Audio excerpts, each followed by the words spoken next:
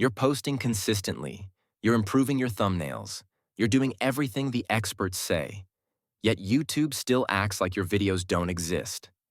Here's the truth. The algorithm isn't ignoring you. It just doesn't trust you yet. Every new channel starts with zero data. YouTube has no idea who your content is for.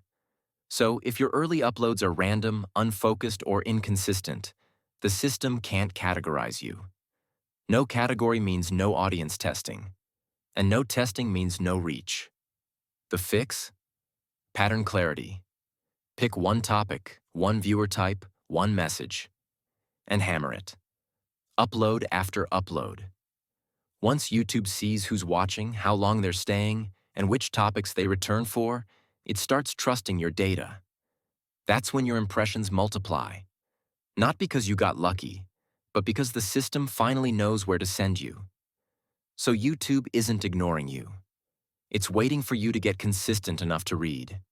If you want to learn how to make the algorithm trust you faster, comment first 500 below, like this video, and subscribe for more content like this.